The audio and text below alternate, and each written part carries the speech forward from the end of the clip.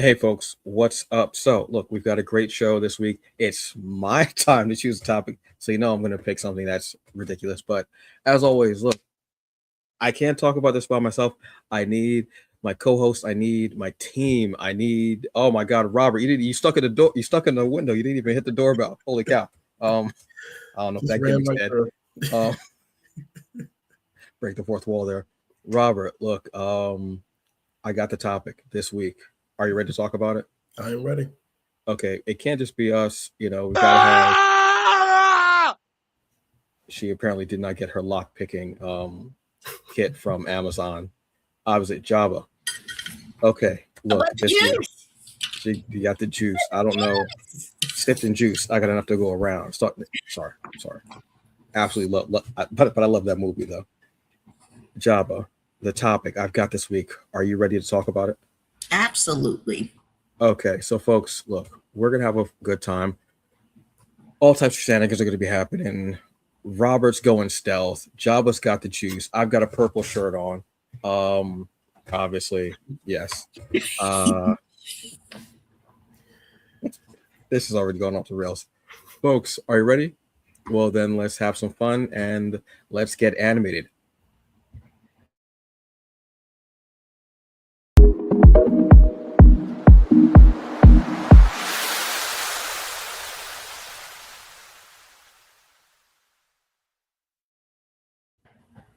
Hey, folks, what's up, and welcome to another episode of Summer of Geek, presented here at the Hungry Bleak channel. I am Antonio Pomares, aka the Hungry Bleak. What's up? Is your girl Jabba Chin with the almost unknown breeds. If you know, you know. And I'm Robert Jeffrey II, known in these streets as Rob the Writer. Yeah. I don't know why. It's almost a reflex at this point. I'm gonna be honest with you. It's almost a reflex. And it doesn't make any sense. So, how are y'all doing today? I'm hot. I'm good. Tired, but I'm good. Okay. Well, I tell you what. Look. First off, let's get it out of the way. Happy Wednesday. It's New Comic Book Day. Mm-hmm. Happy New Comic Book Day. There's a lot going on. Go to your local comic book shops. As I wear my comic book T-shirt, which I love. Absolutely. This shirt is actually kind of also inspired by Crown. Maya Crown. Oh, Yeah, I remember getting this shirt, and she was like, "Well, why wouldn't you get the shirt?" And I was like, she has a point. She definitely has a point. And if you knew Crown, that was perfectly Crown, summed up in everything. Yeah, so yeah, go check out so many comics coming out today. There's a bunch of them. There's almost, I want to say too many, but there's never too many comics coming out. I want to say there's so much. Okay, my Dark Knights of Steel 2, Stephanie Williams yeah. back in that mascara, Wonder Woman, Deathstroke, Green Arrow, an absolute Green Arrow, M1 number 2. Yeah, there's just so much going on. So go check it out. Yeah, but here right now we're gonna get animated, and the topic for this week that I decided I wanted to talk about was favorite animated movies or series.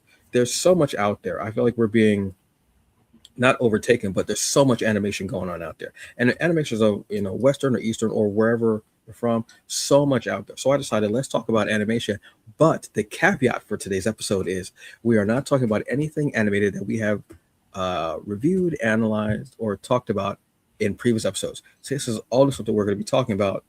Well, not new is what I'm saying, but it's all stuff that we have not spoken about before on the show.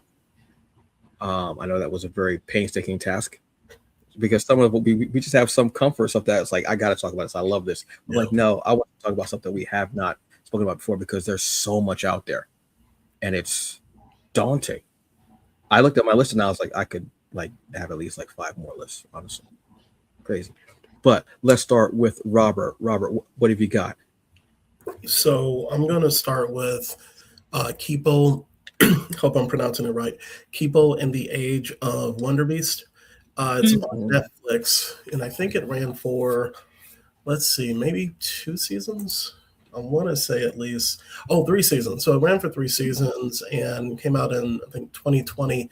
And the show is about Kipo, a sheltered girl, gets a crash course in survival when a mutant attack sends her to the surface, far from the safety of her underground home. So this, if you're looking for something that at least story wise is kind of like off kilter of what you kind of what you would normally watch when it comes to an animated series, this is definitely one to check out. I have never seen a post-apocalyptic Earth represented so brightly and colorfully than you see here in the series, and it's cool because you when she and without getting into the reasons why, when Kibo goes to the surface of the Earth, she encounters like mutated, overgrown flies, different types of creatures, and all this different in talking. I think is it baboons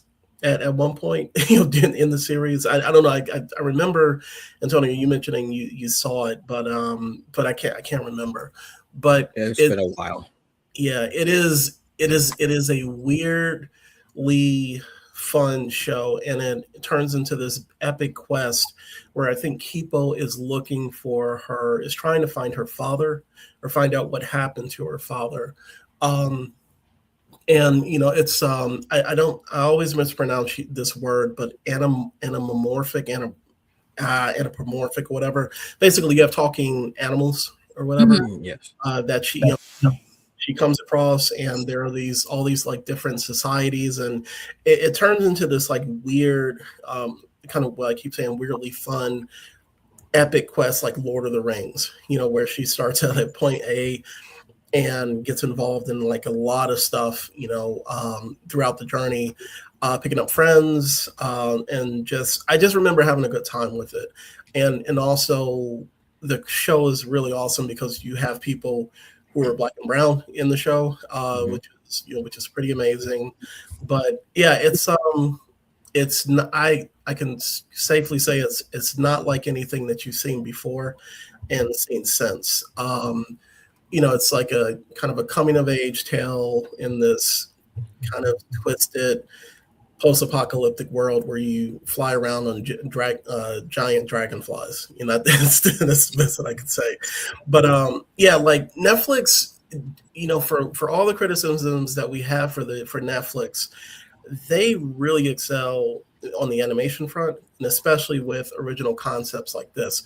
Now, do they let all the original concepts run for multiple seasons? Sometimes no, but in this case, you got 3 seasons of really, I think, solid animated storytelling. So yeah, it's one of my favorites, and I actually need to go back and do a rewatch. But yeah, definitely check out Kipo and the Age of the Wonder Beast. And outstanding. Yeah, that was. I always like something that like you have to be post-apocalyptic, but it doesn't all have to be gray and black and what have you. It can still be somewhat colorful and bright because we'll still have colors around. Hopefully, when everything goes to hell in probably the next 6 months, what have you. So yeah, that's definitely, and yeah, for Netflix to do that, to have an anime series to run multiple seasons, is definitely one to go and check out. What have you got, Java? So mine's like a early way back in the day, even though it's not really that far back in the day. It's only been like 26 years old, but still, surprisingly. It's called X 1999. And that was like that before Pokemon. It was kind of like those animes that would pop up even like on like Showtime or Cinemax or HBO. You didn't know what it was, but it was a cartoon, so you're just gonna watch it. Shouldn't have watched it at the young age of probably 9 because oh my god, it was so graphic, but still it was just so pretty. I mean, if you guys aren't familiar with the art style, they're produced by Clamp, who's done Chobits and Card Captors, to give you a reference. And with the storyline, pretty much it's almost post-apocalyptic because it's almost the end of the world, and there are 2 factions. They're the Angels of Heaven and the Angels of Earth, and they have to find their leader, Kamui, and whichever side he chooses is pretty much like the fate of the entire world. Now, when watching this, like, I didn't know what it was, but I'm like, oh, it's pretty, and oh no, people are dying, but it's still so beautiful to watch.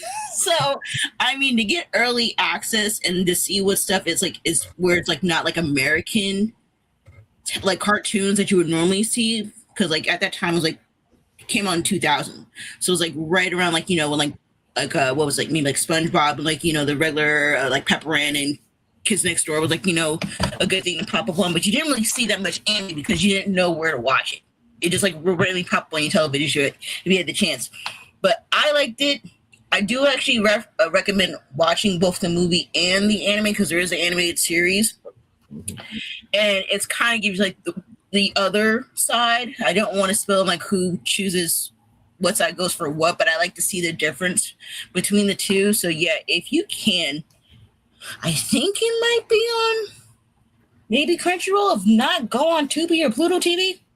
The series is on Crunchyroll, I want to say, but the movie isn't. Okay. I want to say that because I saw it and I was like, ooh, and I was like, oh, because I want to see them both again. Yeah, but I want to say I feel like just to watch the movie first because it gives you that old animation theme versus watching the anime because it's a little more polished. If that makes sense, because you're getting that quality from like that Akira quality, like animation, where like it's kind of like grainy and stuff like that, which I enjoy. But I definitely recommend a good old watch. And also the ending song, even though it's 7 minutes long, it still touches my soul. I still enjoy it. Yeah, I remember watching. I remember going to Suncoast Video. Yes. Yeah. Absolutely yes. Wow. Yes. I'm always with Deep Cut. Absolutely yes.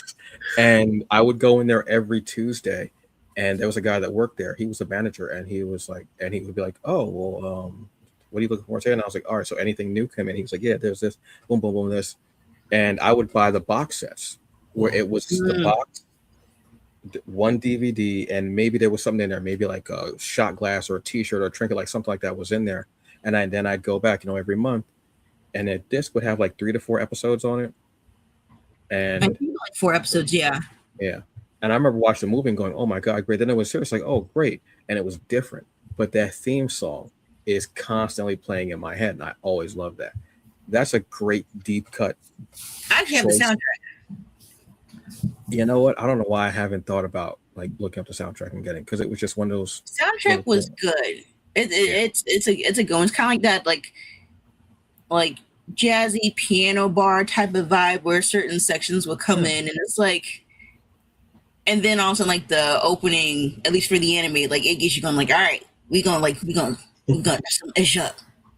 Yeah, that was always a fun. Yeah, now I have to, as I still have the DVD set, but I mean it's on Crunchyroll. I think I might have the movie. I might have the movie too, because I know I saw the movie so many different times. I always loved it. Kamui and the Seven Seals and all that was just that's a dope one. Jeez.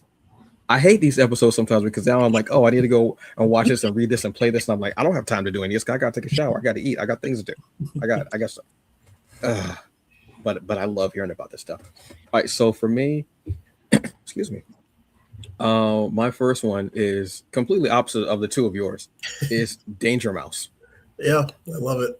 I know it's so he's like post-apocalyptic and murder, people being killed and angels and seals.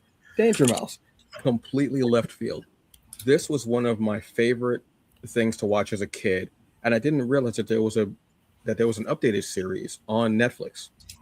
Basically, what this is and actually this is another anthropomorphic. I know I completely butchered that word up, and I don't care. You knew what I meant. Animated series where there's this mouse. It's a Danger Mouse, dressed all in white. It looks like that's his body, but he actually is a white mouse. He has an eye patch, and he has like a turtleneck, all white, and he has like DD on his shirt, like no DM Danger Mouse. He has a sidekick named Penfield, who is I want to say maybe a gopher or a hedgehog, and he's basically a spy with this secret organization in London. If you know me, you know I grew up watching a lot of like London stuff, a lot of like English shows. Danger Mouse, Benny Hill, obviously. Faulty Towers, Monty Python, um, the Red the Dwarf. Youngsters. I think it was called the Youngsters Okay. or the something like that. All these shows. So that's why a lot of my humor, my jokes at times are so very dry. But that's part of what influenced me. And that's why sometimes I have like a straight face when I'll say something, but it's a total joke. So a lot of it influenced me. And this was just one of the funniest shows ever because it was constantly, he would save the day, kind of, and it would just be this huge kerfuffle of mess and chaos all over the place. But it was so funny. And it was something that was so, and it was just bordering the line of children's humor. But no, this is really for adults. Mhm. It's just kind of like masquerading in this animated series.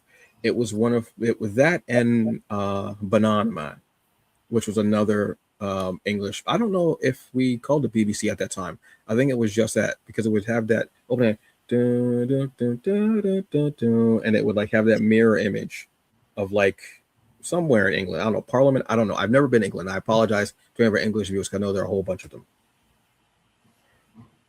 It was just one of the shows that I loved, and I started rewatching it as a comfort watch on Netflix, the original series, um, just as something to watch, just to relax. And I'm watching, and I'm like, my God, this was a kid show, madness. And then I go, oh, that's where I get it from. Okay, that makes sense now. And I just absolutely love this show. I'd watch it all the time. It was on Nickelodeon, I think. That's where I remember it I from. think Nickelodeon, yeah. Yeah. But I want to say the updated series. I can't remember what year the updated series from, but that's on Netflix as well. Go and check it out. It probably seems odd to say this at the age of 48, but I would say go watch it. Have a good time with it. It's something so absurd, but it's so funny and just it's just so funny. And the henchman, because he's kind of like almost like a James Bond, but the nemesis is a bullfrog that has, instead of a cat that he's petting, it's like a caterpillar. Just go watch it. It's just one of my favorite ones. I just don't care. It's funny, and it explains so much of my humor. Jabba, what's another one that you have? So this one is it's a deep cut, which I'm surprised nobody doesn't talk about as much. And it's called the movie is called Nine, but like the number nine. Yeah. Oh my God! And Yeah. the reason why I got into this is because literally just like right after like Little Big Planet had came out, so it kind of reminded me of the Sack Boys, and I'm like, okay, that's cool. I'm gonna not with the Capri Sun. What? Oh, I'm sorry. Summertime. Rude. Keep on talking about the little man eater. Yeah. Little Man Eater. If you watched the last episode, you would know the reference. But no, Nine is like another post-apocalyptic world. I know. I seem like very morbid when it comes to these topics, but I'm sorry. Yeah. Pretty much what it is that there's a scientist that split his soul up into like 9 little puppet sack thingies, or what you want to call it, and they're trying to save the world again, but they so scattered that they're trying to find each other again. And this is like based on kind of like if you think about Skynet, where like we were as humans, we were trying build machines, and then machines took over, and then we end up screwing up, and then humans end up dying. Then we had like that one soul survivor. So we had a John Connor trying to come back and save the world, but in little sock figurines. It was technically based on a short film, which I didn't realize before it became a movie. Yeah. Oh, I didn't know that. So it's only like it's a very short running time too. I'm surprised. It's only about 80 minutes.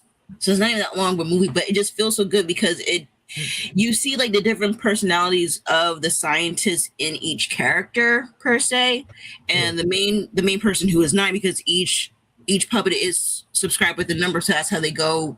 That's how they call themselves. So like there's one called 1, 2, 3, and then so on and so forth with different personalities. And 9, who was voiced by Elijah Wood, is trying to save the day and stuff like that.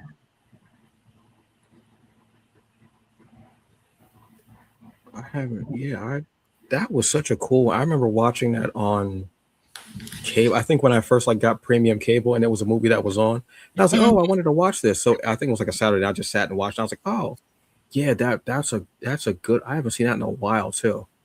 And mind you, the marketing was insane because it came out on September 9th of 2009. Oh wow. Oh wow. So they were doing all the marketing for that to make sure like you're gonna go see 9. Was it now was it CG or was it stop motion with the animation? No, it was CG. CG. Okay. Yeah. Yeah. Because it was like take the movie what is like Ants. Yeah. Yeah. And a little bit more darker, grittier with the throw of Little Big Planet. Okay. Okay. Yeah, that definitely one to go to watch. I remember watching. It had a bit of a bittersweet feeling, but it was good. That was one. Yeah, I haven't seen that in so long. Because surprisingly, the video ended up popping up on TikTok when I was like, it was like one like those like last minute clips. I'm like, I haven't seen this movie in a while, but I said this movie was so good. I'm gonna jot that down on the list as well. God. 9. No, yes, I will. That's a joke for one of our German speaking fans, which I know there are a bunch of obviously as well. Robert, what are you gonna do? So for my second one, I have Intergalactic, not the Beastie Boys, but the movie. Yeah, the movie from Netflix. We keep going back. I keep going back to Netflix. So this is a movie that came out, I think like 4 years back, so like 2022, and it is a story about an artist, and his name is Jabari, and he's an artist. I don't know if he does graffiti, but he lives in a really nice apartment in New York City, and he meets a new neighbor by the name of Meadow, and she's a photographer, and they immediately kind of hit it off. So like the movie, but then it's kind of like this whole watching them go through the various stages of a relationship. And the thing that I love about it is like it has an animated vibe of like Love Jones. You have two successful Black characters living their best lives. They're both working in the creative sphere, which was awesome to me. And you have this relationship that kind of naturally works, and then it doesn't work, and back and forth, but it's not like, will they, won't they, that type of BS. It feels real. But the thing that works really well with this is if you're a fan of any of the Spider-Verse movies, the animation style is very, very close to that, if not outright done by the same animation studio. It is a beautiful movie. It's the colors of the sky pop, the colors of the city. It is pretty. It is pretty to look at, and it has a really solid cast. Kid Cudi plays Jabari, Jessica Williams plays Meadow, and you might know Jessica Williams from The Daily Show. I think you have Ty Dolla $ign, Timothy Chalamet, Vanessa Hudgens, Keith David, Jaden Smith, and Macaulay Culkin, and Laura Harrier. So it's a really good cast. It's kind of plays like a romantic drama with comedic elements. It is not like you might want to call it a comedy drama, but I think this, for me, it's a really good example of using the medium of animation to tell any type of story that you want. So, normally we get a lot of comedies, we get a lot of action, sci-fi, and so forth, but this was just a romantic drama, and I really enjoyed it. But it's, like I said, it's a beautiful movie to check out, and the soundtrack for it is amazing. But I remember, like, I didn't see it when it came out, so I probably saw it like a few months later, and it just kind of, I was hit, like, I was like, oh God, I should have watched this when it first came out. But yeah, Intergalactic's really, it's one of those movies that I think shows the potential of what we can do with Western animation storytelling over here in the States. But yeah, highly recommended. And once again, Netflix stepping up to tell a really good animated movie in this case. Funny thing about Kid Cudi is I know a little bit of his music, but I'm more a fan of the stuff that he does outside of the music. I don't even know if that makes sense. I haven't seen Intergalactic, but I read his comic Moon Man, which I Yeah. hope bring that back, please. I don't know what happened. Please, Mhm. more. And also his acting, Yeah. because he was in X. Mhm. He was in Brooklyn Nine-Nine. Sonic the Hedgehog. He was in one. He Sonic was the in the Hedgehog. Knuckles. Yes, Yeah, the Knuckles movie. The I know show. more of his stuff outside of music than I know of his music, which is weird. So this is one. You know what? It's Wednesday night. I've got some reading. I've got AEW, but I have to watch this as well because yes, this is it's unfair that I have not watched this. So thank you for reminding me. And yeah, the Yeah. animation is absolutely it's stellar. It's beautiful, and I Mhm. love those. I love the movies that we used to get in the '90s. Those black Yeah. um dramedy, comedy, love story, whatever you want to call it. I love those movies, and we are lacking them now. So I like seeing them in different forms, and if we can get them animated too, that's a beautiful thing as well. So Yeah. I'm happy with that. For my next one, I'm going to go with another older one. This is Megalobox. Oh, Yes, this is one that always hits me. I've only seen the first season, which I've seen the first season like 3 times. I haven't seen the second season, and I don't know why I haven't seen the second season.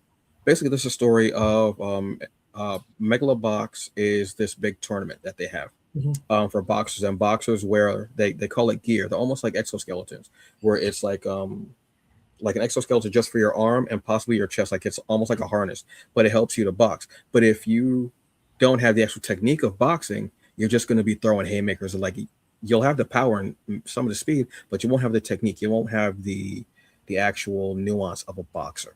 So we have this boxer called Jump Dog. He's an underground fighter who throws fights, and he throws fights for the mob there, and gets paid for it, obviously. And his trainer says one day, you have the ability to be a great fighter. Little did he know that he was going to awaken something in JD's head where he wants to actually beat this fighter. Big fighter, and the fighter is boxing him, and he's got his guard up, and he's just thinking, I know I can take this guy. This is and just as the bell's about to ring, he slips a punch in, and he gets him right at his chin, and the other fighter's like, oh my god, and he realizes this guy has no training. He has no actual nuance. He has no precision. He has nothing. He's just throwing haymakers. I can beat him. And then he goes from there, and he ends up meeting the champion of Megalobox, who has this new state of the art type of gear where it's almost like a part of his skin, Oh. his harness. And he wants to fight him so badly. And he decides, I'm not going to throw fights anymore. I'm going to fight. Yes, the action scenes are really cool. I love seeing anything like martial arts or boxing done and not. I mean, I love wire work stuff and everything, and like some of the fantastical stuff. But I love when martial arts is, or boxing is grounded, when you actually can see the moves and everything. Funny enough, one of the most grounded things I've seen as far as martial arts is Avatar, because when you're watching the movements, you go, yes, they study, they like have they like that's the stuff. Watching this, it's the fact that JD finds his determination, this heart. He wants to become more than what he is. He wants to rise above all of that, literally above underground boxing. He's an underground boxer. He starts boxing above ground in this grand tournament, literally. I love the fact of his, like I said, his determination and wanting to be more than what he is and having a goal, having an aspiration, which he never had before. But because of this one night in the rain where he has an accident with his motorcycle and him and the guy almost fight, and he's like, I want to fight him. It just does something to me. And I actually love the fact of this guy just being like literally starting, not even from the bottom, he started under the bottom and working his way up. It's just a really cool thing. And the fights are really cool. And at a certain point, he doesn't want to use his gear. It's just about him and being an actual great boxer, which he is. I love stories like that. Particularly, I find more in boxing. They'll have the stories of the underdog, and not that martial arts won't, but in martial arts, sometimes they'll sensationalize the martial art with wire work or something like that. Yeah. And they'll have the box, even though both are choreographed beautifully.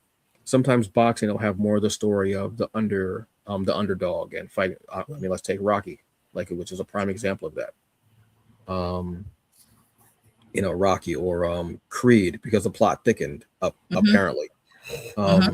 It's got to be one every episode. Jesus, Mm-hmm. it's another gimmick, and I got to stop.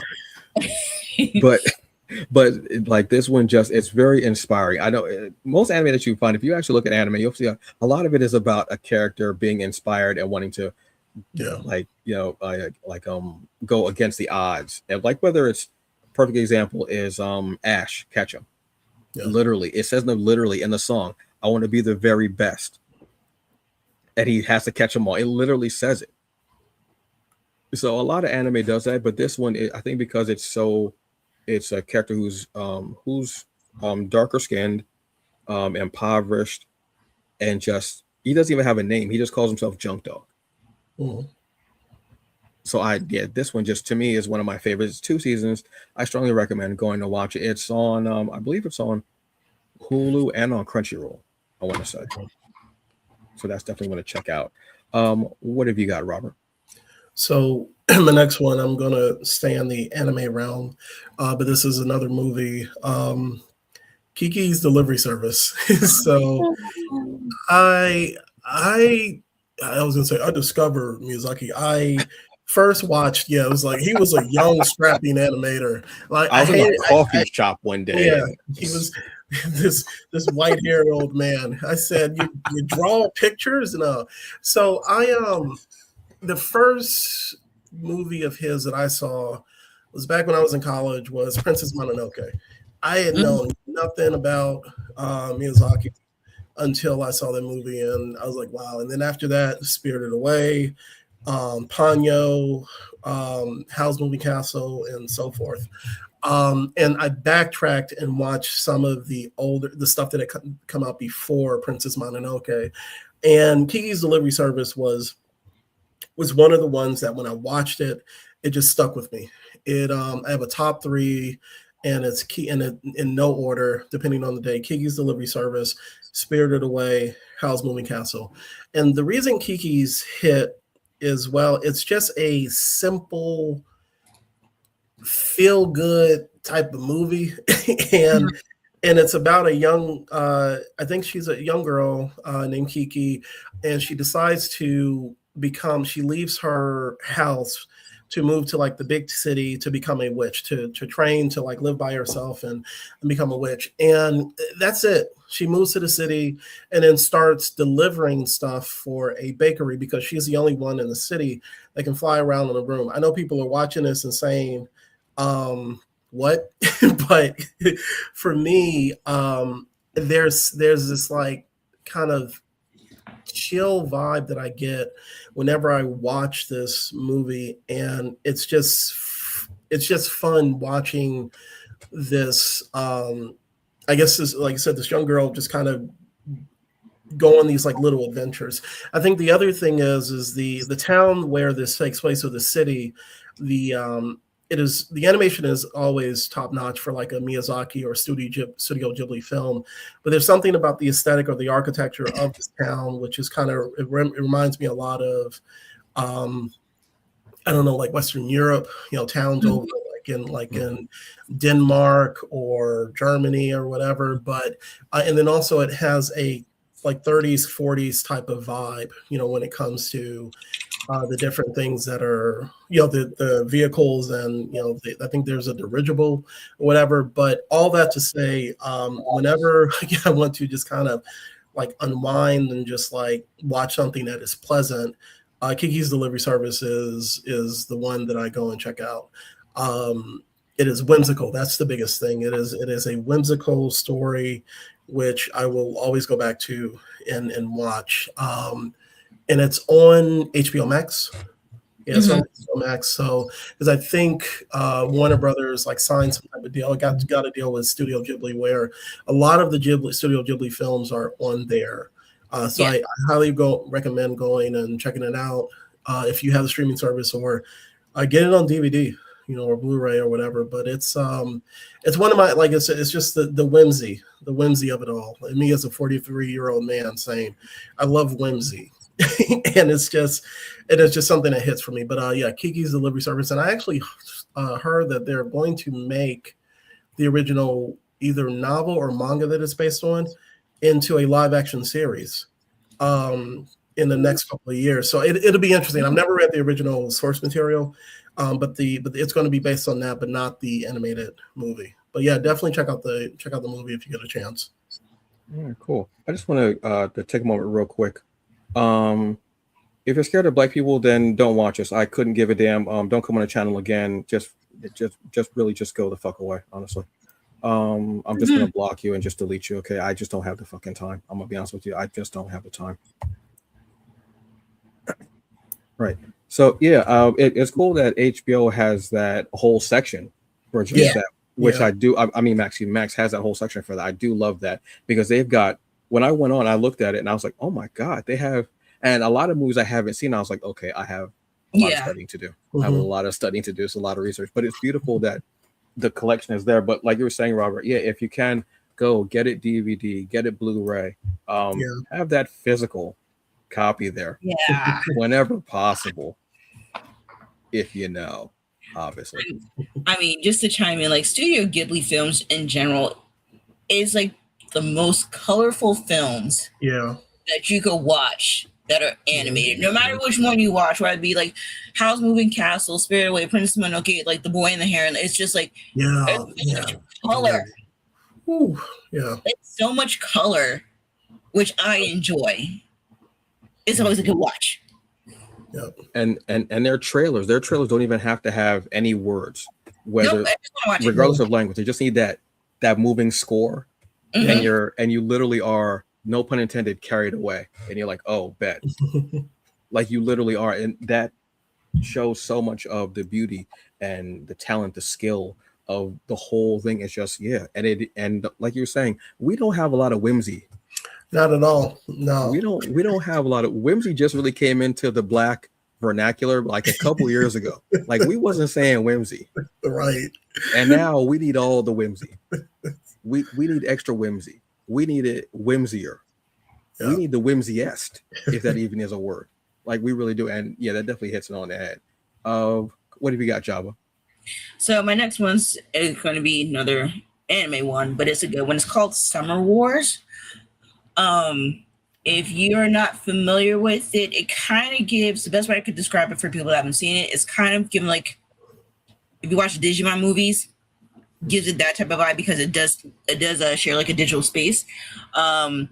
Pretty much it was produced by Madhouse, and Madhouse has a huge plethora of things that they've produced, like One Punch Man. They produced the X animated series. They produced Hunter x Hunter. So like I said, they're a good distributor for it. But pretty much this movie came back out in another 2009. That it was released. Java. I think your mic might be. Hello? I don't know if I was hearing it too, like the kind of like a slapping sound almost. It might be my phone because I just had a notification. No, it was before that. I mean, it's not happening now, which is cool. I didn't know if you were like slapping somebody on top of their bald head, which I was obviously sensitive about because the skin is very tender. Sorry. Okay, so let me go back to my plot. Yes. Okay. So pretty much there's a boy named Kenji who is going to go visit his grandmother, but apparently he ends up getting accused of hacking the system and causing some type of chaos or whatever. Of course, I got to blame somebody. So now he's trying to technically just clear his name. So he goes into like this digital space and has like a whole like bunny digital avatar, which looks pretty cool. Kind of looks like a cross between like a Digimon and a Pokemon, at least Pokemon now in this time. Just trying to save the world. And it's very bright, and like I said, to me, it gives me off like Digimon vibes, and also kind of like style as Wolf Children, if you ever seen or heard of that movie, which is also another one a good movie to watch as well, and that I believe that's also on HBO. But yes, but yeah, I would say give it a watch. It's about 114 minutes. It's also on HBO as well. Maybe on Crunchyroll, but I think when I was looking at where you could find it, I was on HBO Max. All right. I'm not familiar with that one, but I like the sound of it though, and that sounds cool. Like the thing I love about animated stuff is that there's so much out there. Mm-hmm. There's no way that you know everything. It just is, and it's not good or bad. Just don't know everything, and there's so much. So I definitely want to check that out too. I hate these lists. It's so painful and yet so beautiful, which I love. I do. This looks good. Yeah. So I got to check that out. And you said that it's on They showcase it on HBO Max. Okay. It did say Crunchyroll, but I don't trust that. I think it was just like an advertisement. It was like, get your 7-day trial to watch it on Crunchyroll. Just probably go on HBO Max to watch it. Yeah. Okay. Cool. Yeah. HBO like Max. Not to be funny, and again, we're not shilling for Max or Netflix. I promise you, we are not. It just happens that they just have availability and their stuff is there, and they have really quality animation. Whether something that they've been able to put on their streaming service, or something that they created on for their streaming service. Either way, they have quality stuff. They do. They honestly do. Yeah, I like that Max has that whole section of like adult animation where it can be anything from Adult Swim to like Angel's Eggs, I think it's called, or Angel Egg. I can't remember that latest movie that came on. Like they have like this wide variety of stuff that you can go on there and check out, which I absolutely adore. Nice. I don't know why I said that I adore that. It's a very odd way to describe that, but I do adore it. It's very sweet, and endearing to my heart. So yes, I honestly do adore it. Next one. This is one that's new. This has been out for a couple of months. It actually started up around the same time um, as the World Cup. Obviously a tie-in, and this is Dragon Striker. Mm. So this is an animated series that's on Disney Plus. You can also see it on Hulu. This is basically take Avatar: The Last Airbender, take Hogwarts, except without the transphobic writer, Mhm. and take Strange Academy and Gotham Academy. Mm. If you know those comics, put them all together, and then just to make it even more interesting, because they deal in the sport, soccer in there, Right. and that's what it is. And I was like, oh, okay. I didn't really know anything about it. I just saw the trailer, I think maybe a couple of days before, and I was like, oh, this looks kind of cool. Let me check this out. And I was blown away. Basically, it's a story of this boy named Key, who wants to be a Goratama player, which is their form of soccer, except your Tama is your power. Like the goalkeeper has the ability to stop time. Um, One of the strikers is able to make two duplicates of himself, and well, two illusions, I should say, of himself. Another player is able to make like this kind of I don't know how to describe it, this like slime that like they literally just call it slime. This like very colorful slime, and he's not sure how to actually use it as far as being able to play. But Key, unbeknownst to himself, has a Tama of being a dragon striker, which is this legendary thing. And it turns out that his mother was a dragon striker at the academy. So now, after he finds that out, he goes to the academy to become a Gortama player, but he can't focus his Tama because it's such a powerful thing. And he must, because he doesn't know that there's a prophecy that his power can be so incredible that it can undo everything that's happened and be very catastrophic. I absolutely love again, this is going to sound kind of corny, but I love the endearing fact of him wanting to find out more about his mother, and then also figure out his ability and to become this Gortama striker. And what happens is they amass this team, and then they actually resurrect a banner, because there are different banners, and each of the banners is a team, and they resurrect this banner that hasn't been seen in years, and they have to actually kind of play for it, and they have to have their own field and everything, which they also have to play for. There's a lot going on here. I love the determination. I love the will. I love the humor. I love the fact of seeing how they use their powers for the gameplay. It's just really fun. It's really lightweight. And again, it's another one about determination. I mean, I know that sounds corny, what have you, but when you look at a lot of anime stuff, it is about determination and fighting through it. And this one is great because they do have different skin tones. And they also have characters that I believe are queer as well. As I believe one of the players for Key's team, which is the Knights, the Resurrected Knights, is very kind of queer coded.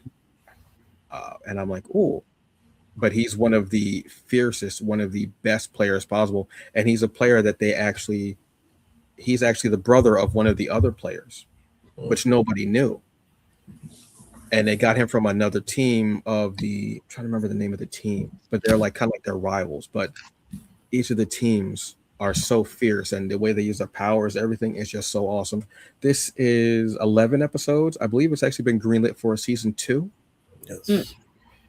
So look, if you're a fan of football, soccer, and you want to see something fun and engaging, and it's just beautifully done. Even the trailer, the opening is dope. Like, just watch the opening is dope. I was watching, I was like, when I was watching, I was like, so when's the game coming out? And I don't need it to be like a little like cutesy game. I need this to be a straight up, like, give me a game of this. This is awesome. Yeah, so go check out Dragon Striker, Disney Plus or Hulu. They're kind of the same now anyway. They're merged, so it's whatever. Yeah, so definitely go check this one out. What have you got next? What's your next one, Jabba? What's your our last one's actually. Damn. Yeah. I don't know why my voice cracked. I'm sorry. So my last one is technically an unofficial, quote unquote Disney princess, and it's Anastasia, because now it's owned by Fox. And technically it's Fox's only golden child, because it was from Fox Animation Studios that only lived for me like 6 years until they were bought out. Oh. Yeah. So obviously Anastasia came back out in 97 with a stunt. Again with the damn Capri Sun. I'm thirsty. God, drinking water. Okay. Oh, water. Anyway. Water. Anastasia came out in 97 with a star-studded cast, surprisingly, after finding out like other like fun facts and insights now that I didn't realize, and now I could not unsee it. Pretty much about the Romanov family, who unfortunately gets murdered by the revolution, and Anastasia miraculously survives, and now she's trying to find out who the hell she is. And then pretty much these two con men go on a scam trying to reunite Anastasia with her grandmother, and they go off on this whole adventure and technically live happily ever after. In real time, it does not happen. They're all gone. Point blank period. But they was going in. Oh my god! I mean, it was true, but yeah. But pretty much like the animation, it was, if you guys, for anybody that's watching, are familiar with Don Bluth, who has done a lot of animation, definitely produced one. Same thing with Gary Goldman. And you can kind of tell within the art style from it, because they also produced another one, which really is a deep cut that nobody doesn't talk about, which is Titan AE. Still another one to watch. I still can't find that damn soundtrack, because I would love to hear it all over again. But yeah, like that animation style between like semi CG and then like 2D combining was like so new that they didn't know how to handle it. And also kind of looked like there's just like was it cartoons on a painting, if that makes sense. Where like you could tell what's a cartoon, but you could tell this looks like they're in some kind of paint for like their backgrounds and stuff. And I swear, I think like this was like the only movie I've ever seen like Fox like push for like advertisement. Kind of remember I used to have like the little train set. I think you get that from like McDonald's or whatever, or like at like Walmart. I used to have that going around. But like I said, from the soundtrack to like, you know, the animation, it was like it was a good watch. I don't know where you can watch this at. Maybe HBO? Well, no, if it's Fox, it should be on Disney Plus. It should be on Plus. I mean, Disney Plus, I should say. Or Hulu, even maybe, possibly. But it should most definitely be on Disney Plus. It says Disney Plus. It says Disney Plus, yeah. So I might go watch that again, just for like, you know, my comfort. There you go. Was John Cusack in that movie? Yep. John Cusack was in it.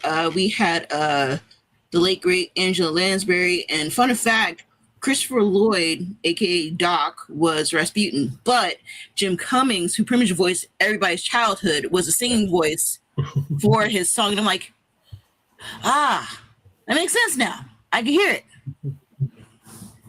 Christopher Lloyd just never did that. I mean, yes, Doc, but if you're my age, you know Taxi. That's it's your kids, Romanoff. No, I'm sorry. You gotta do something about your kids. The kids. Fair enough. Or he could have been a judge. Who Framed Roger Rabbit? That Yeah. was really trippy too. And he talked just like this. Oh, he wasn't terrifying though in that movie. He's just so. I felt That's bad how for the bugged out. shoe. Yeah, I was like, my scene was rough. God. Yeah. That scene was rough. And it's funny that if you, in a certain way, if you look at that movie, it's a horror movie. It Yeah. is. Yes. Lloyd. That movie Like is not for kids. His eyes like daggers coming out. He has a little piece of hair on his head. Like that's, and again, that's Christopher Lloyd. You never would really think of Christopher Lloyd in that like kind of horror role. I mean, even without like him like taking off like just like with like the glasses and the hat, like he still look. I'm like, I don't want to mess with you. But he's such a. If you have the chance, go check him out in Nobody. He plays Bob Odenkirk's father. Okay. And I think he was in his 70s when that movie came out. Yeah, watch that. I was like, yeah, awesome, love it. What's your favorite? What's your final pick, Robert? So for my final pick, I have Carol and Tuesday. So Netflix, run me my dollars. Third, I got 3 out of 4 of these are Netflix. And when Antonio was like, let's go with ones we hadn't spoken about before, these were like the first 4 that came to mind. So 3 of them were Netflix. So that says something about Netflix. But Carol and Tuesday is an animated series that was created by the creator of Cowboy Bebop, right? And lore-wise, I don't know if this is true or not, but this is supposed to take place in the same universe as Cowboy Bebop. Like I said, I'd have to verify that through some research, but that's at least what I remember the interwebs telling me when I started researching this. But the story is about 2 musicians, Carol and Tuesday. I think Carol is and I'm sorry, this doesn't take place on Earth. It takes place in the future on Mars.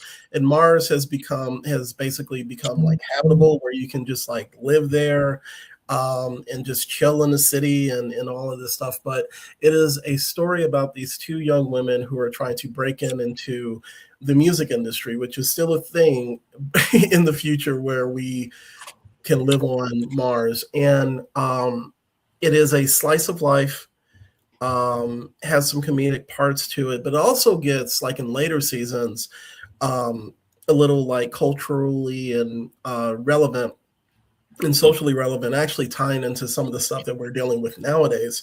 But the thing that works really well is about these 2 musicians. I think Carol they're both singers, and is it Tuesday that plays a guitar?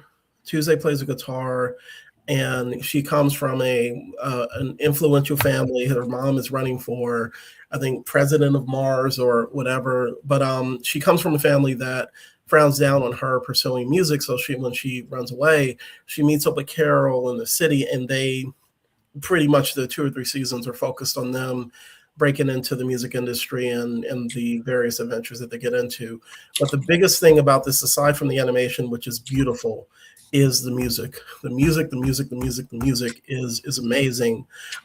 There are songs in this show that, like, I killed the soundtrack when it came out, and I wasn't expecting to enjoy the soundtrack as much as I did. But the music really hits.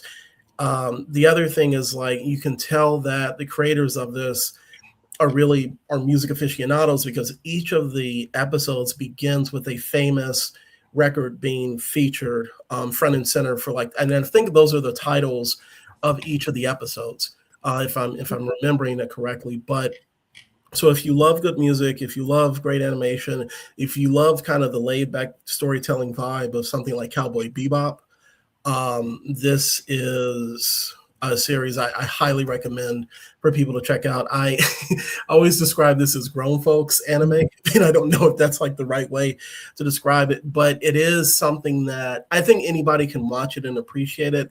But I think that just because of their love and appreciation of like old school music, is something that I think work, and they make it and they tie it into like the pop era of music of today, like in how you would find it in the future. But I love this series. This is one of my go-tos to sit back and just kind of do a rewatch every once in a while.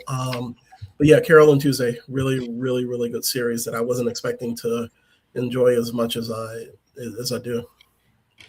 Yeah, I remember Shanae saying that she actually loved this series. This, and there was another one about the woman who takes letters to people.